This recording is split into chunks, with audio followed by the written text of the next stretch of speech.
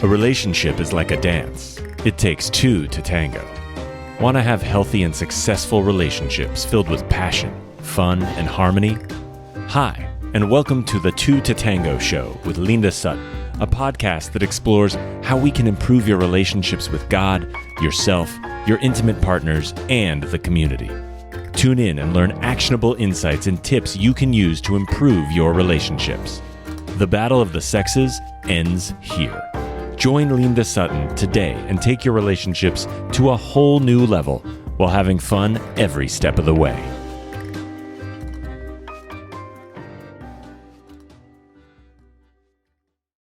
Welcome to the Two to Tango Show, where our role and our goal is to help you with all of your relationships, from your relationship with God and self, intimate partner and family, community, nature, and nations. Hi, I am your host and usually doing the most, Linda Sutton, and I am so excited to bring to you this extraordinarily special guest here. Now, I made mention that I was going to be bringing her on in a previous episode when we were talking about the roles of men and women. And I understood that some of the roles of men and women might be triggering, especially for some of our ladies. And so I promised that I was going to bring this special guest to help us bring clarity and understanding and context. So I was in search of a deeper understanding of the understanding of man and woman, male and female, through the lens of the creation story, because I know that in this Western worldview and context that we draw a lot from um, the Genesis story, the Genesis creation story, the creation of man and woman, Adam and Eve, and that has set a lot of the context, not only in from a religious standpoint, but from a cultural standpoint of how we understand the roles of man and woman in society and culture today. So we draw a lot from that Christian context of the creation story in Genesis. So I was on a quest to get a clearer understanding of what that text was saying about the original idea and the original divine design for man and woman, male and female in that creation story. But I wanted to make sure that I got an understanding of it, not through the English translation, but I really wanted to go back to the Hebraic roots and get an understanding of what those words really meant when they were written. So I wanted to get back to the Hebraic roots of the words man and woman, male and female, Adam and Eve, help meet, and what that original context was, not only the original meaning, but the cultural context based on the Hebraic or Jewish culture at that time, so that I could have a clearer understanding of what was the original idea, what was the original design and dynamic. And so in that research, I stumbled upon Mrs. Kisha Gallagher's body of work, and her work is so masterful. Mrs. Kisha Gallagher is Hebraic Roots scholar, and she is the author of the Becky book, The Biblical New Moon, A Guide for Celebrating. She is also the lead author of the website Grace in Torah, a ministry that's devoted to the gospel of Yeshua, Meduim, marital roles, as well as general Bible study. She is a former co-host of the Hebrew Nation Radio Morning Show, and she is a new programmer for Revive TV, which is a Hebraic Roots Network. It is so exciting to have her here, and she's going to take us on a deep dive, an intense and dense primer of the terms in Genesis that relate to men and women, man and woman, male and female, and what their original roles were, what their original design was, what the original idea and vision for their relationship is, as a blueprint for our own vision for relationships here on the Two to Tango. So let's just dive right in, and let's get a chance to sit down and chat with Mrs. Gallagher. Welcome to the show, Mrs. Kisha Gallagher. Welcome to the Two to Tango Show. Thank you for having me, Linda. I'm excited to be here. Oh my goodness, it is. I'm so excited to have you here. Like in the 11 years of this show, there have been kind of two shows or two types of show guests that I've wanted to have and two topics that I really wanted to cover. And I've been just kind of listening and hearing within on who that is supposed to be. And so you represent like the show that I've been wanting to have for 11 years. So it's so exciting to have you. Oh. Well, I'm thrilled to be here. Who knew? I had no idea. Right. Excellent, excellent. So, as I told them in the open of the show, I just wanted to kind of let you know one of the most exciting things about your work is in a previous episode of the Two to Tango show, the podcast. I was talking about the roles of the leader and the follower, the man and the woman, and how oftentimes, at least in our Western worldview, which is where most of us are focused on, that we're focusing on today, the way that people see the roles and the responsibilities and understanding of leader and follower is from the Western worldview of man and woman, leader and follower, and that usually is drawing from Christianity. Mhm. So because the kind of role of Genesis and how Genesis lays out the man and the woman and the creation story and the relationship between the two, that often informs and colors the way that people perceive and understand and characterize the relationship between man and woman. And you see that in how people often understand those roles in tango, because tango is about man and woman, leader and follower. And so what I realized is that I wanted to have a deeper understanding of what that text meant, but not just kind of from reading the Bible, but what was the original Hebraic understanding? What did those terms mean? And not just what did those terms mean, but what did they mean in the original context and culture of the time? And so in that search, I stumbled upon your work and your wonderful, extraordinary blog, graceintorah.net. Oh my gosh, guys, you've got to check out that work. It's just so masterful, just the way that she goes through that. And I stumbled upon your series, The Biblical Roles of Women, which is a multi blog post kind of series where you really kind of break down Genesis and you go through Genesis and you help people understand. When I was like, oh my gosh, like I've got to talk to her and I've got to have her on the show to really walk us through that so that we could really have that. Because as I started to explore your work and all of the references that you made, I realized that we have a complete misunderstanding of what those words mean, what the context are, and what the relationship was in what I like to call the original idea and the original divine design of a man and woman, male and female, and the relationship between the two. So that's why I wanted to have you here. So I'm so excited that we get to sit before you. Y'all grab your notepads and paper. So y'all gonna need that, the notepad, the paper, the Bible, the Torah, everything you're gonna need it today.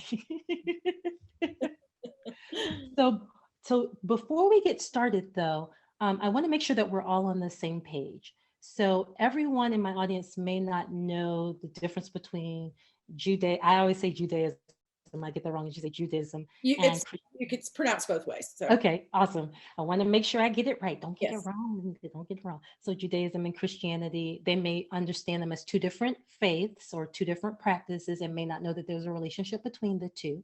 And then also many people they may not even have heard of the Torah or understand, if they have heard of it, understand what it is, what's its relationship to the Bible, and how it relates to any of our faith or any of our understanding. So if you could please help us with those two pieces before we get started, that would be wonderful. Okay, well, first, with the difference between Christianity and Judaism, we often think of them as complete separate religions, and today they really rather are. Mm-hmm. But that wasn't the case in the first century. That wasn't the case in the time that Jesus walked the earth and he had his first followers, and you had those that came from the nations that joined with him.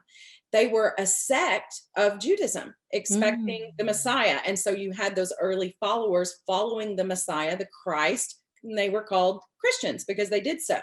But it was all a sect of Judaism. All of their main tenets of faith all came from Judaism, which all came from what we typically call the Old Testament. Mm-hmm. And in that Old Testament, you have the law of Moses, but in Hebrew, it's not law, it's Torah. And Torah doesn't mean law like we think of law. Law sometimes has a bad connotations to it. We feel like we're being, fenced in or oppressed, but it actually just means instructions. And so that's typically the first 5 books of the Bible, the books of Moses or the law of Moses. But you will hear people sometimes broaden that term to encompass the whole Old Testament or the whole Bible with the New Testament included. So just sometimes you got to listen to context to determine what's being referenced. But in its most simplest sense, it's those first 5 books, the instructions.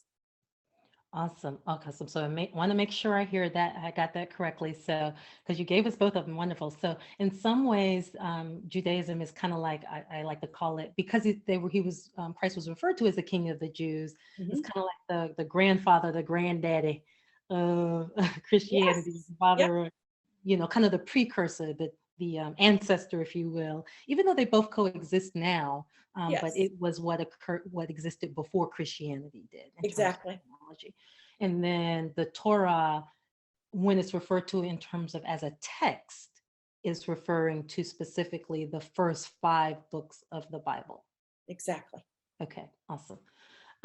Why is it important for those 5 books are distinctive? And I think I heard you say in terms of it because it's the law of Moses or the books of Moses. But is there any other reason why those 5 books are referred to as the instructions or set apart? Because it's interesting that you use the word instructions to describe them. Can you explain that a little bit more to us? Well, the Bible itself actually defines those first 5 books as the Torah. Or if we were going to translate it perfectly into English, it would be instructions, not law. But because it contains law, it's just been associated, with law or just Moses or the books of Moses. But it calls itself the instruction. So therefore, that's where the name actually originates from. So I like to think of it this way. The word of God, we're told in parables, like the parable of the sower, for example, is likened to a seed. And so the Torah is all the instructions, the words of God sort of in seed form. And you see it grow out from there in the prophets and the writings and in even the new covenant, the New Testament. Nice. And a seed has what? Instructions. Instructions in it. For all that growth. Wow. Already. So, oh my goodness, it's interesting because with Genesis and with, kind of the first 5 books, that makes sense because what a seed does is it has all of the kind of the information in it. And then what it does is it draws everything that it needs in nature to manifest those instructions in the world. So, even though you see all the instructions that are needed to make it a tree or a fruit-bearing plant or whatever is there. And then with that, once that seed is planted, it draws everything it needs to become visible or made manifest in the earth. Oh. Yes. And it says in Hebrews, speaking, of Yeshua saying, in the volume of the scroll, it is written of me. And he's referring back to the Torah. So there's tons of prophecy in the Torah, but because we see so many narratives and stories and then just outright laws that, page after page, you can sort of get overwhelmed with that. But if you think of it broader and think this is prophecy, I can see Messiah in every single portion of those 5 books. He is there, but sometimes it's like a seed form. Like if I had an apple seed, it's hard to see the apple when I'm looking at the seed, but he is there if you just keep digging. And usually for me anyway, just because I've studied the original language a lot, that's where I really see it. English sort of puts a veil over it a lot of times where we can't see. And that's what we're going to talk about when it comes to man and woman, is getting back, just kind of peel back that seed and look and see what's there. Absolutely. Now, there's one other text I want to refer to because it's something that I went to in order to kind of underscore some of your work and do some cross-referencing. And I know that you refer to it, so I want to kind of bring it to their attention so they can see it as a resource. And that's the Strong's Concordance. Oh, yes. Can you explain to us what the Strong's Concordance is and what it's often used for? So we have that as a context. Yes, and actually, this is something you wouldn't even have to buy. There are tons of just Bible programs like blueletterbible.com that you can even just Google. You can Google that with your phone. Okay. And you can find Strong's numbers. And what Strong's did is he put numbers associated with each Hebrew word, but he also did that with Greek. So you could do that in the New Testament. But if it's Hebrew, it Okay. has an H and then numbers. And if it's Greek, it has a G and then it has numbers. But what's so awesome about today's technology is you are just one click away. You can click on that word and it will open up and show you the Hebrew term. Yes. Now, there are better, it will give you a definition as well, but there are some better Hebrew definitions like Brown Driver Briggs. All of those are, though free, on most little Bible programs that you can Google. And you can find these things out for yourself. And if you really want to get into it and you really want to get more in depth in the language, you can go to something like Genesis Hebrew or something like that. But with Strong's Concordance, you can do a lot. Yes. So just to clarify for them, because it's kind of like it's now in electronic form, but it's a resource that allows you to kind of literally go to every word that might be in the English version of the Bible. Yes. Click on it and find out what the root or the original Hebrew word is for that, and sometimes even the roots words and what those mean, and even sometimes the context, correct, for each and every word. And sometimes it'll give you a reference to another number and that's getting you down to the root. So sometimes you got a rabbit trail just a little bit, but I find it really fun. That's what I do for fun. But but anyone can do this because you don't have to necessarily be able to read the language. It's better if you can, if you want to start learning, because some things we still miss because we just don't know the tongue. But even if you don't know a lick of Hebrew, you can do this. Okay. And just by reading English, it'll all be written out in English for you. Awesome. I just wanted to let them know that because you might make reference to that, and I just wanted to have the context of the resource. Okay, so let's get into it. So I'm going to let you go through it because in Genesis, there's a process that, of course, God goes through in creating, the heavens and the earth and the sky and the sea and the earth and the animals. And in that, there is male and female, and then this reference to man and woman. So I'm just going to let you just teach. Okay. We sort of think of that creation week as just being a fun story for kids, and it seems fantastical. But the more I learn the language and I get into the study, the more I understand that everything that we need to know is pretty much in those first chapters of Genesis. I mean, it doesn't mean origins. In Hebrew, that is Bereshit, which just means in the beginning. And we know that the prophets tell us the end is the beginning and the beginning is the end. So we start seeing this cycle. And that's actually what we see going on outside our windows. There's a constant cycle, a change of seasons. We see this every day with the sun going down and it coming back up. All these little natural things. Well, they're like living parables. We live it every day. And so in the West, or in Western thought, it kind of goes back to that Greek, and we think of time as a line and it's linear. There might be a cross somewhere here and then it keeps on going this way. But in Hebraic thought, everything is a cycle. It's cyclical. It's in motion. It's associated with movement, because we are associated with movement. We're not stagnant, and neither is the Spirit of God. So if you go back to tribes, I don't care if you're looking at Native American tribes, you're looking at African tribes, Israel was tribal, and most all those tribes still to this day, those that still exist, they think of time as a cycle. And where are they getting that? And it's from the beginning. And which I find beautiful. And although it does mean that there's constant change, it also means that there's some strong, stable points that we can always kind of cling to. Yes. Okay, awesome. So it gives us this, kind of creation in 7 days. And in the middle of that, like you said, I believe it's in Genesis 1:28 is where we see the creation of male and female, the reference to that. Well, yes, let's back up a couple verses and go to Genesis 1:26, where God says, let us make man in our image according to our likeness, and let them rule over the fish of the sea, the birds of the sky, and over the cattle, and over all the earth, and over every creeping thing that creeps on the earth. So right there, we know they have a purpose, and it is to rule over the creation. But then, as you mentioned in verse 28, he creates them male and female. So we're going to look at, we sort of read over that and don't think much about it, but what does male and female mean in Hebrew? Yes. In the original language. So the word for male is zakar. And interestingly, it does mean like the male gender, and that can be in reference to humans, or it can be a reference to animals.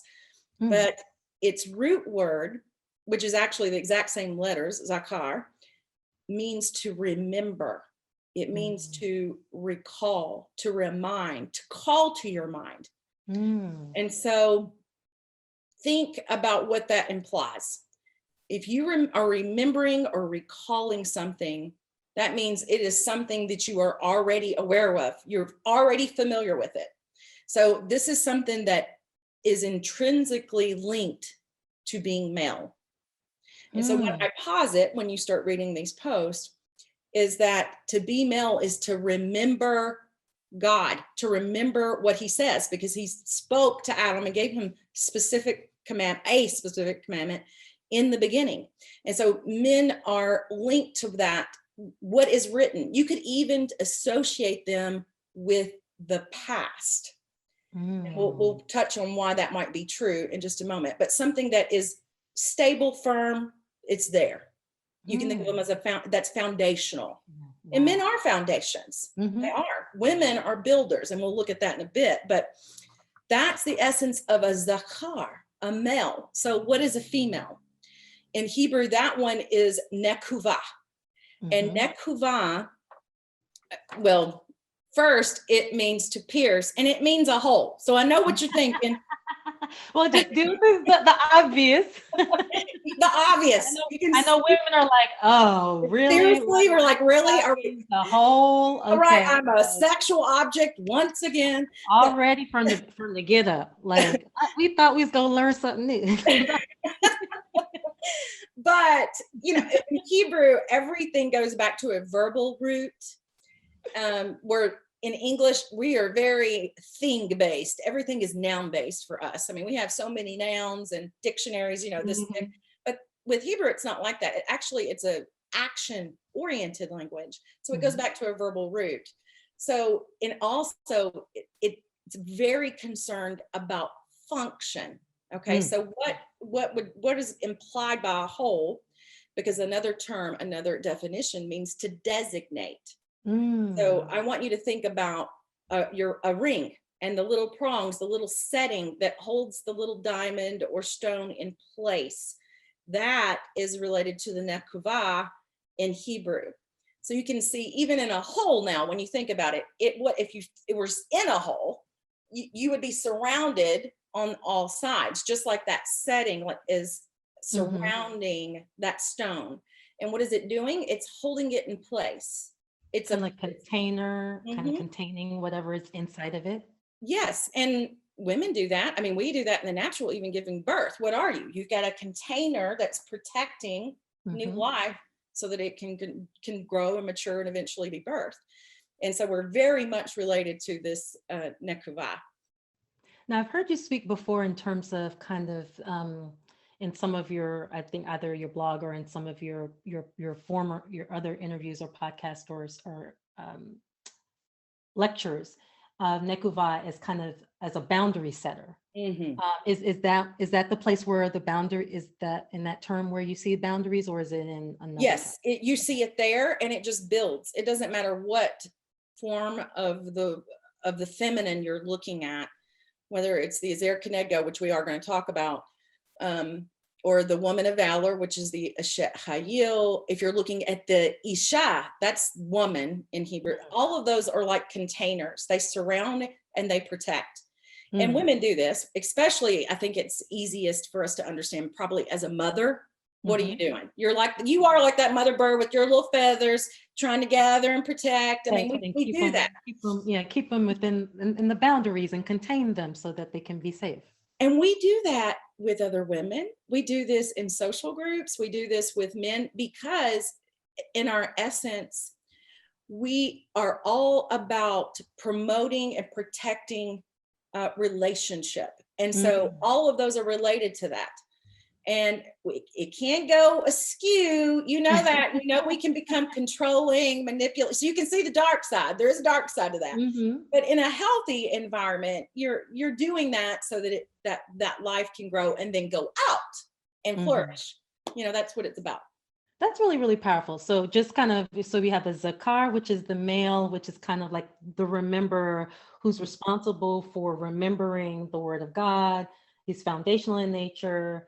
He kind of sets the space, the groundwork for things. And the only reason I keep saying in my mind groundwork is because I keep thinking of Adama, which is the groundwork. And then, but I don't want to misstate anything, but I'm relating. No, you're right on it. Yes. Yeah. And then the Nekuva, which, means whole, but also kind of in the context of its verbal understanding is a container or something that holds something or sets boundaries. Exactly. And it's interesting because when you understand that, even if you say, or the experience of a woman is as controlling, you understand that her nature is to have boundaries or set boundaries. Her nature is to have boundaries and set boundaries. And then, of course, if you're outside of them, then she's going to be attempting to get you back inside of them. Exactly. She is every time. That is nature. Right. We just want to learn how to do it in a healthy way. Okay, awesome. Okay, so we started there, and then you see, or at least where I see, because I know there is the shift from male and female, and at least in my understanding, referring to them as male and female to referring them as man and then later woman. And we talk about kind of the understanding of man and woman, that term, and also probably one of the most significant things for me is when he refers to her, he's like, it's not good for man to be alone. Right. Therefore, I will make him a suitable helpmeet or helper or helpmeet or suitable helper. That was actually what started this whole journey for me, because I was like, help me. I was like, okay, what does that mean in Hebrew? Like, what was the original when he was like, it's not good for old boy to be alone. I'm just, characterizing. It's not good for him to be alone. This is what I have in mind. And so that's actually what started me on this journey. So I want to start there. And then, because I know there's man, and then there's this helpmeet, and then woman in the text as a sequence.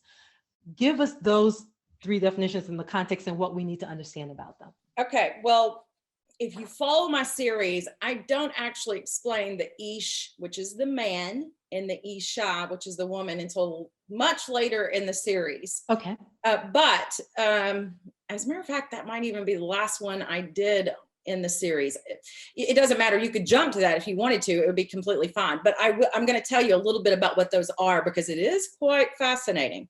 So when you have, he said, she shall be called woman, Isha, because she was taken from man, Ish. And then he said, she's bone of my bones and flesh of my flesh. So you can see how they are meant to be of the same substance. We are of the same substance. We're different. You could even say his whole idea was that a man leave his father and mother and be joined to his wife, and they be one flesh. So when you're thinking about your spouse, it's like you're two, but you're one. But you're two, yet you are one. So, and probably you have some neat insight on that just with dance. I can't even imagine, because if they work in their proper roles together, you can't really tell them apart. The flow is so in sync that, there's not a power struggle. You don't worry. You're not concerned about who's leading and following. It's just beautiful to watch. Yes. And fun to participate in, I'm sure. Yes, absolutely. Awesome, awesome. And so that makes sense. So Ish and Isha Mhm. are the man and woman, which makes sense because even the words sound and look Oh, they very. sound alike. They actually share two Hebrew letters. They share an aleph, which is the first letter, so Mhm. kind of comparable to our A. And then they share a sheen, and it looks sort of like a W, but it's not. It's like the sh sound, Okay. the SH sound. And aleph and sheen actually spell the word fire, Aish. Whoa. Okay, so a man and a woman, each of them, Ish and Isha, has the word fire in their name. So at your core, there's a part of your essence that's related to fire. But that shouldn't surprise us because God describes himself as a consuming fire, a refiner's fire, and we're made in his image. So there's something very fiery about you. So what actually indicates where our strengths are in that is the difference, because with the man, he has the letter yod, and this tiny little dot. It almost looks like a apostrophe or something, in English, but it actually is a picture of a man's fist, like this. Okay, so a man is a fire with a hand. He's like a hand on fire, and he's got to do something with that hand. And men often are like that.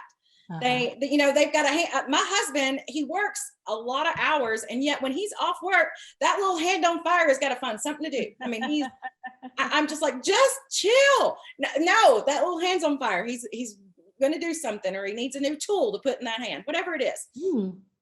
But a woman, what she has that the man doesn't have, she doesn't have that yod, but she has a hey, and the letter hey is like our H.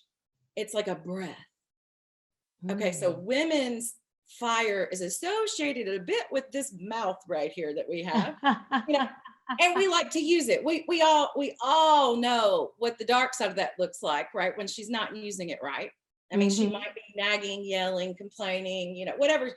But the words that women give are, when they are coming from a right place, they comfort, they nurture, they edify, they encourage, they build up. And we have a gift for that. They say women have a gift for gab. Gab, yes. Yeah, okay.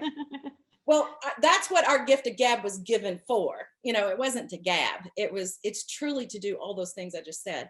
So that's the essence of the Ish and the Isha. Interesting. But if we wanted to back up when Adam was still Adam, and by the way, let's talk a little bit about what Adam means. Please. Maybe we should do that before we talk about the Ezer Kenegdo, because please, yes. Adam, and that's how it's pronounced in Hebrew, Adam. His name, it is a proper noun in reference to who we would call Adam. But in the beginning, and like you can even see this referenced in Genesis 5:2, it was both of them together. So in Genesis 5:2, it says, he created them male and female. That's our Zekar and Nekuvah, and blessed them and called their name Adam in the day when they were created. So men and women are known as Adam. In English, the best way to translate that would probably be mankind. It would encompass all of us together, but it also is a proper name for Adam. But when Adam was created, he came from the ground. And this is where you see some neat poetic things just pop out of the text when you look at it in Hebrew. Adam came from the Adamah, because that's what the ground is in Hebrew. So you can even hear Adam in Adamah. Yeah. And so what was his mandate? What did God have him do? He was going to work and serve and till and take care of the thing from which he came from, the ground. Yes. Wow. And then where did Eve or Hava come from? Him. She came from Adam. And so where it says that Adam was, formed, Yatsar, from the Adamah, it says that Hava, Eve, was bana. She was built from Adam. So you have him being formed, her being built. And women are very much associated with building. You know, I talked about how the zakar is like a foundation. Mm-hmm. Well, who builds on foundations? Okay, so we're like the builders. Mm-hmm. And that's why you see even later, for example, in like the book of Ruth, that she, you know, they were blessing her and they wanted her to be able to build the house of Boaz, like Leah and Rachel built Jacob's house, you know, because we build their children, we build by, you know, supporting and surrounding and protecting all of that domain that, you know, is our husbands, you know, that sort of thing. So that's beautiful. I just want to pause because I think that's so profound, and I don't want to miss that, because just even the sequence is important, because even though, you know, when Adam was taken out of the ground, technically both of them were taken out of the ground, the fact that their source materials is different and related to their purpose and comes out of their design, I think is significant and warrants kind of stating, because the fact that Adam came out of Adamah, which is the ground, and his role and responsibility was to till and work in that, and yet Shava, it's like a, you know, it's got that little Chava, like a you real know, I'm about to destroy that. Her source material is actually Adam. Yes. And that her relationship is there. And so that the fact that she was built versus the fact that he was formed, I think those distinctions kind of start to begin to help us, because like I said, her being a builder, him being the foundation, her being the builder, and being okay with the roles and responsibilities, and even the sequence is important, because, you know, just kind of as a little bit of an aside, I don't want to get too far off of it, but for me, it was like each day he was creating something that set the stage for the next thing. That, in other words, those things were required to be in place before the next thing could come. And so, you know, you have the, you know, the sky, and then and the earth and the seas, and then you have the animals that are corresponding to that, and then the seeds of the plants in the earth. And then Adam comes on the scene. He's working with the animals, but Adam actually sets the stage for Eve to come. Yes. And so it doesn't surprise me that Adam represents the foundation, but the foundation has to be set and understood and in place before Eve, who's the builder, can come, because it's no sense to build on something where you don't have the proper foundation in place. Exactly. Oh my gosh. Jesus said that too, right? You don't want to build on sand. Okay, I just wanted to make sure I pull that out, and so that we can kind of really step back and look at that and evaluate that. And I'm glad you did that, because when we do get to the fall, it helps us to understand what transpired there, you know, the consequences to their sin, and why it was attached to the things it was attached to. So anyway, we won't give any of that away just yet. That's gonna be in another episode. We need just a whole episode to talk about the fall, all the drama that created, that one little moment. Yes, so much trouble. So you just have to walk me through the pronunciation. I don't want to overstate. I don't want to miss anything in terms of where you're talking about male and female, Adam and Chava. I may be getting that wrong. You got it. You got it that time. Awesome. But I definitely want to get into the Ezer Kenegdo. Oh, yes. Yes. Oh, yes. Okay. First, I just want to touch on one thing back where you were with the man and woman. Please.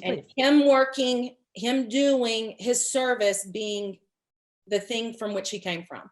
Because women, that is true for us too. We come from Adam, and there's a lot of our work in service is going to be surrounding that man. You know, there's a right and a wrong way to do that, but that's how things get built. You know, when man and woman come together, that's how new life is created. But it's also how, even if you wanted to go into the secular realm, companies, they're stronger when they have both male and female, because they're getting both aspects. And so the building is stronger and firmer. So what about her being a helpmeet? That's what the Ezer Kenegdo is. It was first, the Lord placed Adam in the garden. He told him, it's not good for you to be alone. Mhm. I'm going to make you a helper suitable, or in some translations, it says a helpmeet for you. And so he does do that. And so what though is a helpmeet? Yes. I always wondered, what is a helpmeet? What am I, a dishwasher? What am I? Did they misspell it? I was like, meat. I was like, meat. I was like, shouldn't it be helpmate? And then I realized it was an English term. I was like, what is a meat? You know what? That word was coined to try to define the Ezer Kenegdo. So in Hebrew, it's two words, Ezer Kenegdo. And Ezer is a really special word. It does mean helper, but in nearly every one of its uses throughout the Old Testament, it's a reference to God, God being your helper, your rescuer. That is exactly the function. And so you have names like Eliezer. You can hear the Ezer in his name, and his name means God's my help. So there's tons of terms that are related to this, but often they are in reference to God, how God comes in and helps us. And sometimes, well, I'll tell you that in just a second. Let me define Kenegdo, and this will make sense. Kenegdo is really a compound preposition in Hebrew.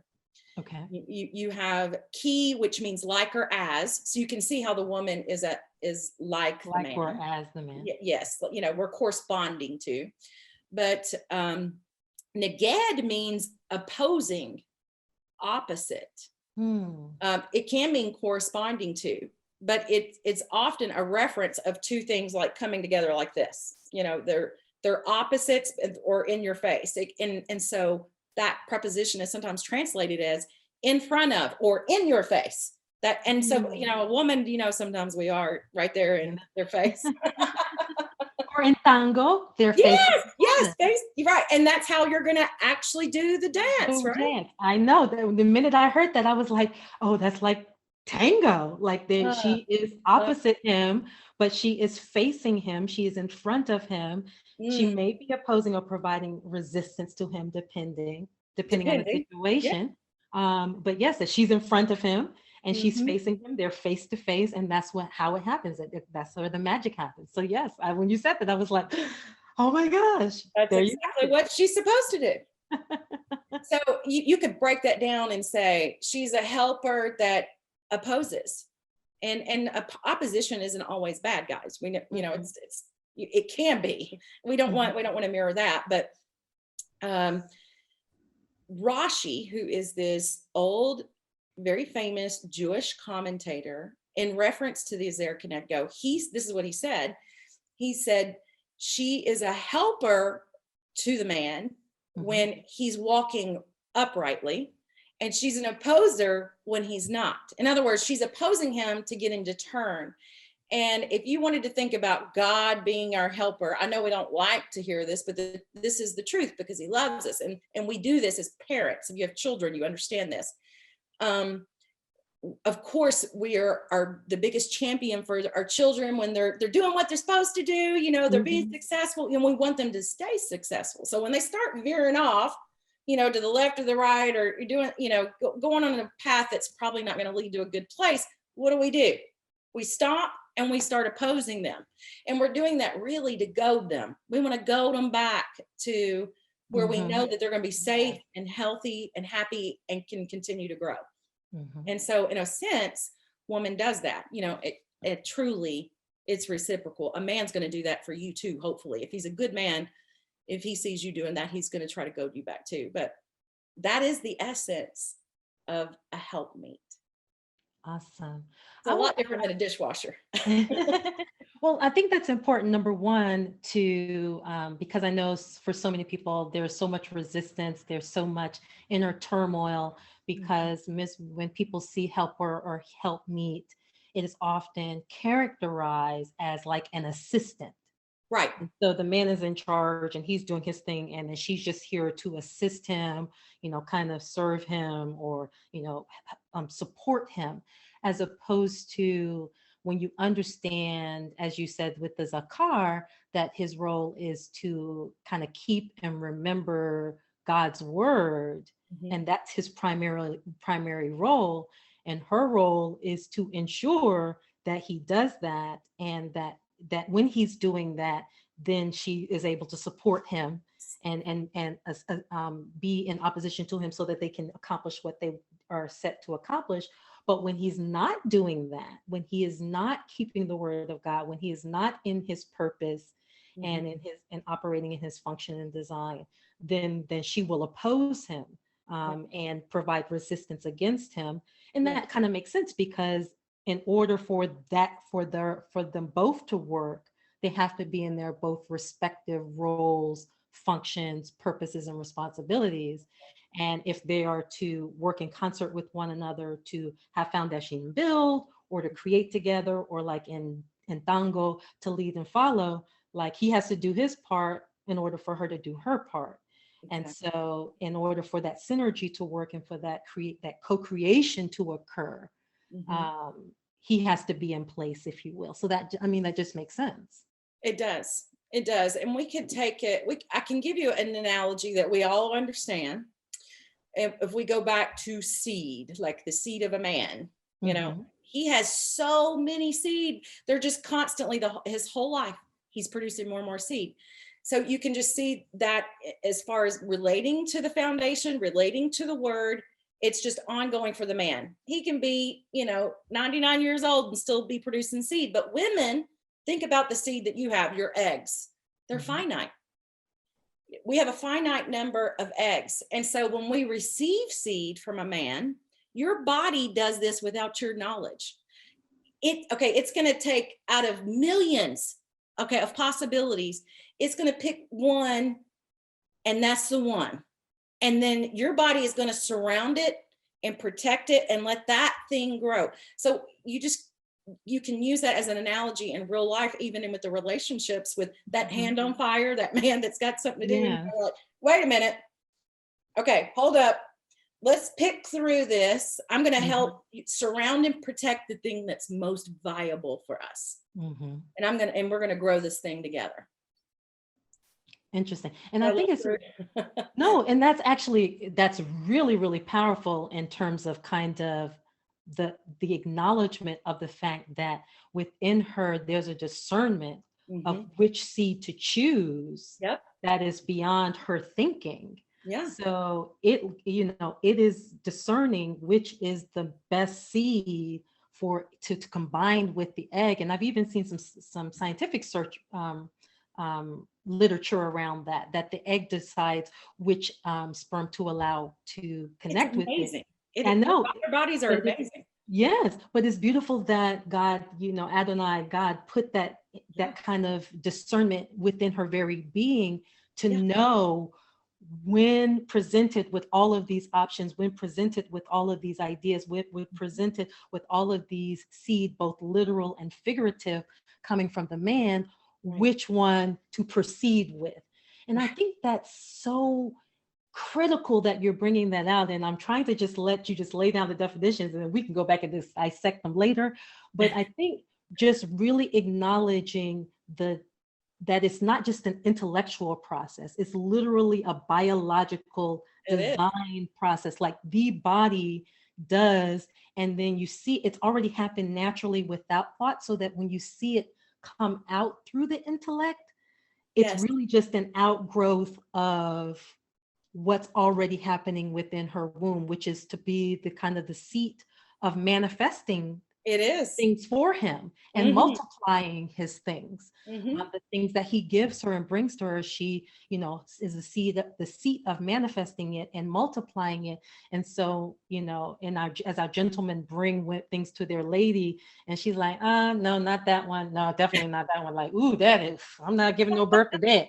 You can keep that over there. No, negatory, no. Because sometimes they can feel like they're saying no. And then she's like, yes, that one.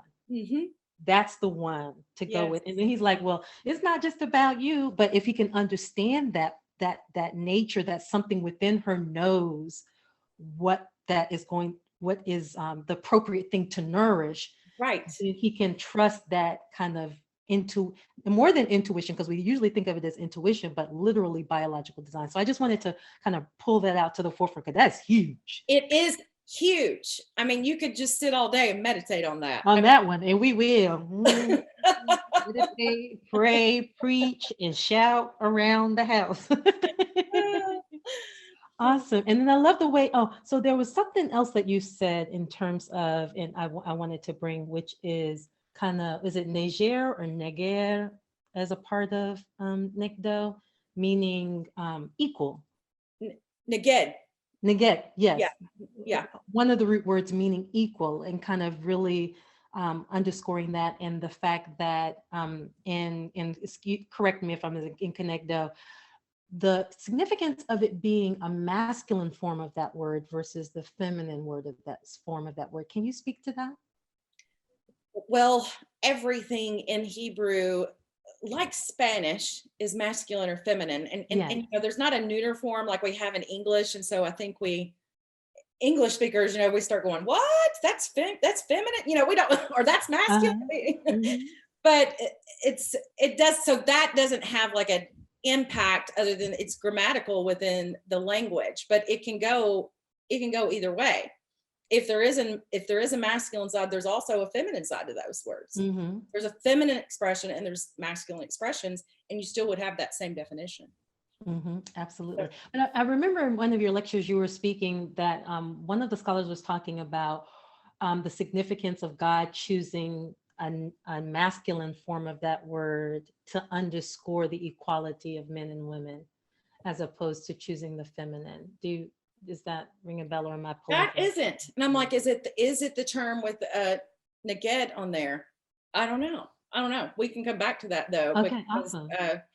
There are so much. I mean, there's volumes and volumes just in each one of these terms that you can go through. So I love it. Okay. So just kind of going through my review, we've talked about Zakar, we talked about Nekuva, which is male and female.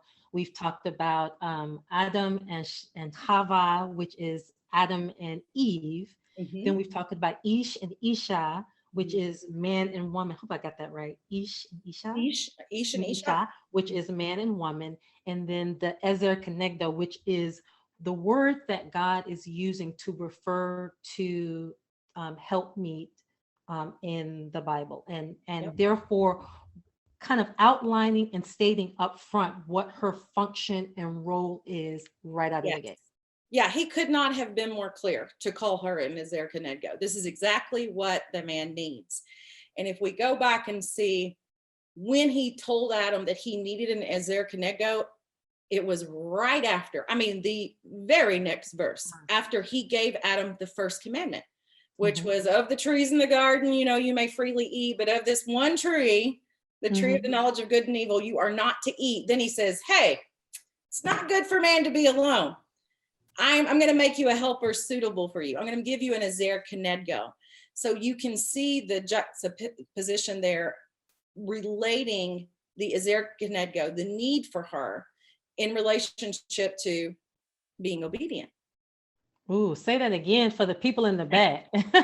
Say that again for the people in the back. I need you to say that again for the people that wasn't paying attention. They was right. They were looking down at the end. Say that one more time. Well, it definitely has to do with obedience. You know, God gives him a commandment and says, hey, it's not good for you to be alone. And you know what? Truly, we do need each other. We need accountability, period. You know, if we don't have accountability, we can get off on, you know, who knows what, but we need each other. So he said, it's not good for you to be alone. I'm going to give you an Ezer Kenegdo. And obviously you two working together, that's where you're more likely to accomplish obedience. That's really what it is. And she's going to help. She's going to help you do that. And, you know, I know that there's you have a dark side to that, but in all of the women that I know, that I talk to about their relationships, there is something deep in there. It's like she knows a bit about what her man needs to be doing. Like you just have this, if he would just do this, or, you know, or there's all, you have that. And she's wanting it for his benefit. She's wanting it for his blessing. She's wanting him to prosper. She wants him to do well. And so she's always going to come in her own little way and try to help him do that. Now, sometimes we don't deliver very well. We don't Mhm. come across very well. We might come across as nagging, which isn't good. We don't need to be, that's not who we need to be. But at our core, That's a what we're wife designed to wants her do. husband to be prosperous. Well, that's what she's designed to do. Yes. Just like Yeah. she's designed to have a child. Like this Hmm. is what she does. Hmm. You might not like the way it sounds when she's in labor, but sometimes you just have to be like, okay, but this is Yeah, a part of the process. it is. It Love is. that. I want to acknowledge that because on a previous podcast and the one on leading and follow, especially what it means to be a leader, or what is a leader in tango. That's one of the core tenets, which is that the gentleman initiates, he sets an action in motion. The woman is the consequence. The follower is the consequence, or she Yeah. represents the consequence of what he's done, and then she is to provide him feedback, and that feedback is to hold him accountable so that he's aware of what he's done, what he's initiated. He can see it, and then he can make whatever corrections and adjustments that he needs before he takes the I next love step. it. Yes. So her role is to provide him constant feedback every single step of the Mm. way. Like that's the only way the dance works, because the only way that he knows it, that what he has spoken or initiated in the couple is working, Yeah. is through her feedback, and she holds him accountable and responsible for his lead. So in tango, the Argentine, especially the Argentine men say, anything that happens is the man's fault. Right. And they say that because he is responsible for the initiation, since Hmm. he's the responsible for the action, the doing. Once he does it, he's responsible for that action or what he's done. Wow. And then she's to provide him feedback, insight, because it's the impact is shown through her. So Wow. whatever he's manifesting is going to show up. Like if he leads a step, she's going to do the step. Yeah. Like when he gives her the seed, she's going to manifest the baby. When he Exactly. gives her the idea, she's going to multiply it and give him accountability. I mean, that relationship occurs in the dance. So when you say that that she holds him accountable, Hmm. it shows up just natural in this other dynamic as well. I Oh my love it. gosh. That is so perfect. The analogy is just perfect. I mean, it's divine, it's by divine design. It is. I agree. I totally agree. Awesome. So now it's so beautiful because we kind of have this sequence, and then the last thing that I want to do before we talk about the fall is I just found it fascinating. Her role as a builder to me became more pronounced because before the creation of Eve, and I bring this up to people and they just kind of sit and mull in it, and so I'm going to bring it up to you.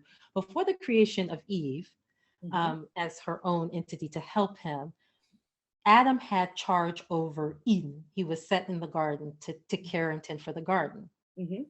But then once she came on the scene, it appears that the territory was expanded and they were given charge over all of the earth. And that's how I read it. And so there seems to be an expansion of his role and his dominion. Am I reading that incorrectly? Because it's like, No, you're not reading it incorrectly. I just had not considered that, but it is true. I mean, they're given that mandate, in the first chapter of Genesis in the creation week, but when you see it broken down in chapter 2, you're right. It does start with the garden, and then yeah, it goes out. he's Mhm. given, okay, this is your responsibility. Okay. But then when it's the two of them, now their responsibility, their dominion, their rulership has expanded to all of the earth, and the term changes from Eden to earth in my mind. And so I was like, wow, with the coming of Eve, that whole, her ability to multiply, the ability to multiply that's now present is not only in terms of children, but also in terms of dominion. And so her Yeah, presence now gives him ability to be able to handle more responsibilities and handle greater territories. and we know that's true. When you get two together, right? It's always better than one. Of Always. course, of course. I love it. I love it. And then, of course, it sets perpetual motion, because Mhm. it's so interesting, because now the ability to create now lies within Adam and Eve. And so to Yes. me, it just kind of like, it's like setting a system in place that can run for all of eternity now. And Yes. they represent that system. Yes. And that to me is so powerful. It is. It Awesome. is. Wow. Okay, so let's start with the breakdown, because the thing where it breaks down obviously is when the serpent enters the garden, and we're going to do if you'll stay with us, and we're going to do a whole episode on just kind of the breakdown that occurs there, because I think there's a lot of symbolism and information and instruction in terms of how man and woman and the relationship between man and woman breaks down in that story. But I want to set it up because the man and the woman are there. I want you to give us some final parting words on how, now that we've kind of laid out all the terms in the meeting, what the original, kind of bring it all full circle for us in terms of so we've got male and female, man and woman, Adam and Eve. They were created and then they were given this charge. And so what was the original design? What was the original idea that we should have walked away from with Genesis? You said everything that we needed to know we could have gotten in the first few books. The instructions, the Torah. So what instruction should we have walked away from seeing that part of the story? And I would say the idea, remember that cyclical thinking, is to get back. We want to get back to this.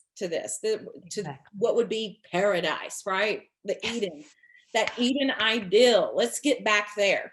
So what was going on? We talk about the battle, the sexes and things like that, and that's going on. But we live in the consequence of the fall, which we'll talk about next time. So, but that doesn't mean that we can't strive to get back to that beginning, because we are on the other side of the cross. The whole idea is to bring restoration. As a matter of fact, the restoration of all things. And that includes the relationships with men and women. But it's going to require us to work, because we're going to have to battle our own little, inward nature, that nature that wants to war against that. But let's go back to the beginning, before the fall. First, there wasn't a power struggle between Adam and Eve. There wasn't, neither one of them had dominion over the other. What they had dominion over was the creation and creating themselves, because they would be little creators. They're going to, birth people. I mean, they're going to reproduce, they're going to multiply. And so you didn't see a power struggle. You saw them functioning in their proper roles. It would be like the dance, when everything is going the way it's supposed to go and it is flowing. They are two, but yet they are one. They are echad in Hebrew, one. And so their movements would move and flow together beautifully. You wouldn't have them bumping into one another or stepping on each other's toes. Yeah, you wouldn't have any of those things. And I'll tell you the main reason why, which we'll really get into next time, it's because fear was not present yet. Fear wasn't there. When we aren't afraid to function in our purpose, and we aren't afraid of when they are functioning in their purpose, then there's no problem with the flow. Everything flows perfectly. But fear is really the culprit, I think, behind all of it. Awesome. Maybe we'll figure out why. Yeah. I love it. I love it. So this is beautiful, because this is really, and I'll close us out, because there's this wonderful, right now we're in Black History Month, but of course this conversation will extend far beyond that. But there's an old African proverb that says, if you do not know the purpose of a thing, you will abuse it. And I love that. It just kind of reminds me of what you just said, in terms of really understanding when we can get back to the original purpose, the original idea, the original divine design of who we are as individuals, as well as how this unit is supposed to work together, then we really can, as I like to say, journey back to Eden and get back to that paradise and that happily ever after that really people are talking about. That's not fantastical. That was where we all started, and is why we long to get back to that idea and that ideal. Yes. Whew, okay. Thank you. So I know that was intense for everybody, because we just really had to get into it, but I really wanted us at the top of kind of this series to really, us really get the 411, the real truth, get down to the beginning, get down to the roots, as my elders would say. We got to get down to the roots to understand the fruits. I love it. Awesome.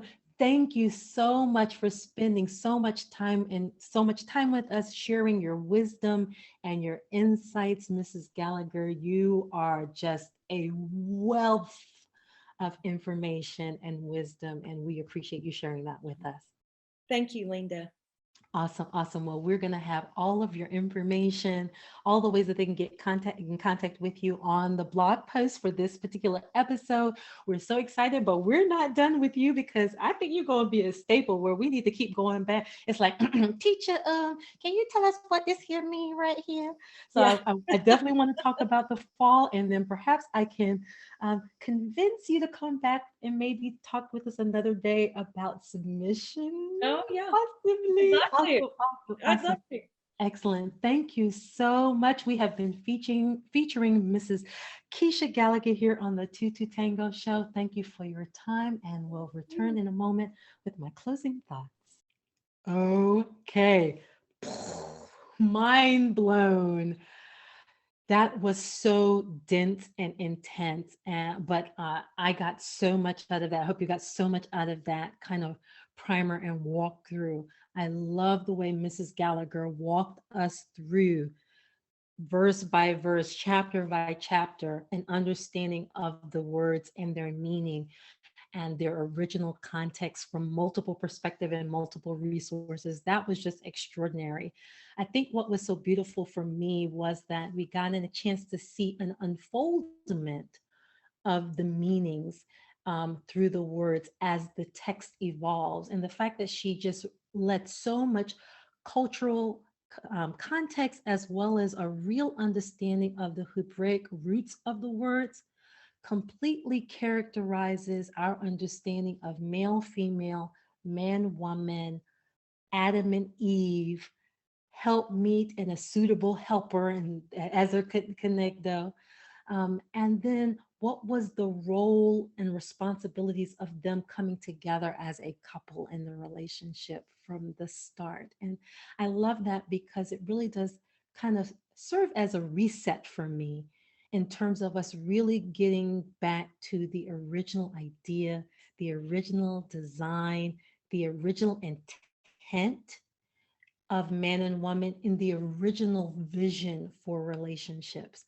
And I think so much of what she did was really kind of clear up some of those places that create tension, really clarify things so that we can really honor and respect the fact that our roles, just by nature of definition and design, are different but interdependent and opposite and equal.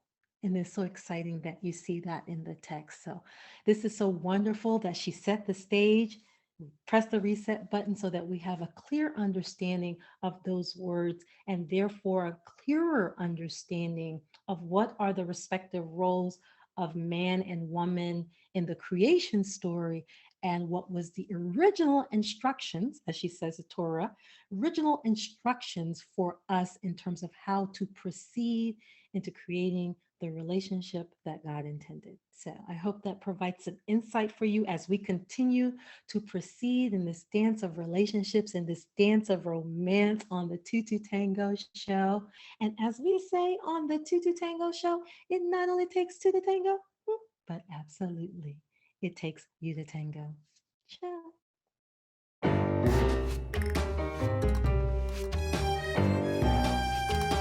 We have just concluded another moving episode of the 2 Tango Show with Linda Sutton. Did you enjoy the show? If so, head over to the2totangoshow.com and discover a whole array of resources to help you spice up your relationship in every way. That's the2tangoshow.com. We would also like to hear from you, so don't forget to leave a review or feedback. Join us again next week for another entertaining and fun episode. Until then.